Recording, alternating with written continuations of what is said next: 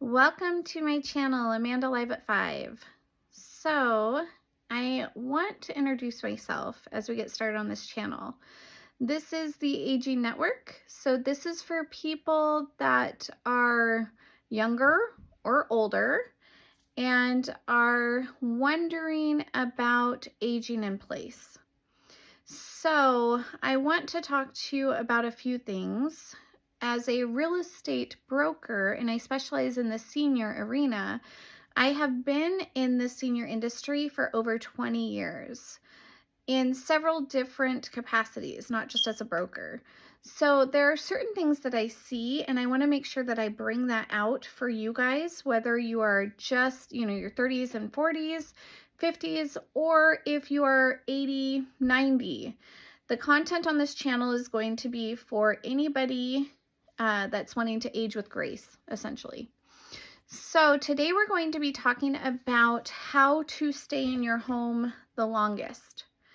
A lot of times seniors do not get their home prepared.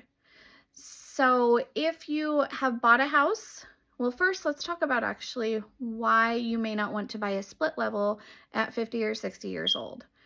When you are buying a house when you are young, a lot of people don't think about whether they are going to be aging in that house.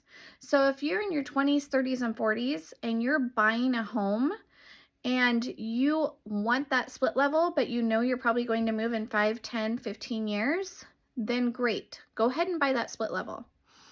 If you are buying this home and you're thinking your children are going to grow up there and you're going to live there for the rest of your life, please think about certain things.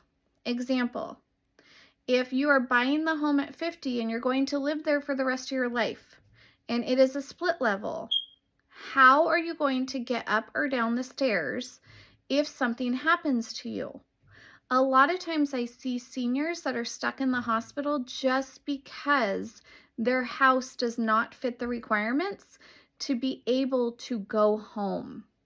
So if you have stairs in the front of your house and you're younger and you're able-bodied, maybe if you're going to live there forever, turn it into a ramp, right? That way, if something happens to you, you are able to go right home. The saddest thing that I see is people who are in the hospital because they've fallen, they've broken a hip, maybe they're 69, 72, and the doctor is saying, well, you just really can't go home because your home doesn't meet the requirements to go home. You can't get up the stairs. Maybe you're living by yourself now, so there's nobody really to take care of you. You want to think about these things before they happen for a lot of different reasons. One of them is as you get older and you get Social Security and now you're retired, you might be on a limited budget.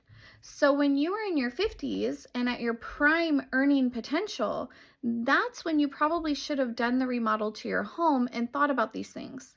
Are the cupboards too high? If you're in a wheelchair, can you reach your cupboards?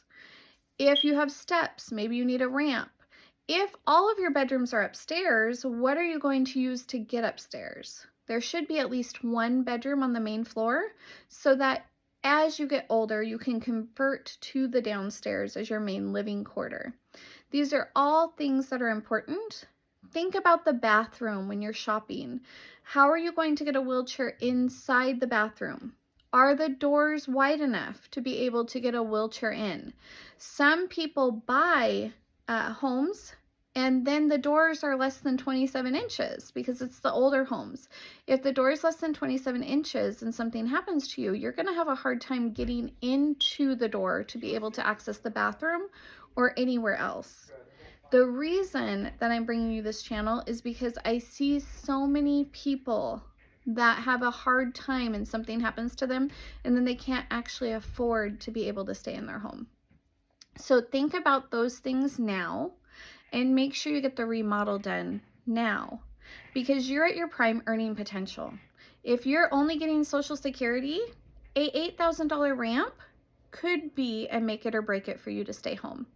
And if you're only receiving $700 in Social Security or $1,400, you may not have the extra assets to get that ramp when you really need it. So I will be bringing content every week that has to do with seniors and for younger people that are aging that just want to make sure that they're prepared. For now, this episode was just to get you thinking, and I am excited to see you next time. Amanda Live at 5, signing out.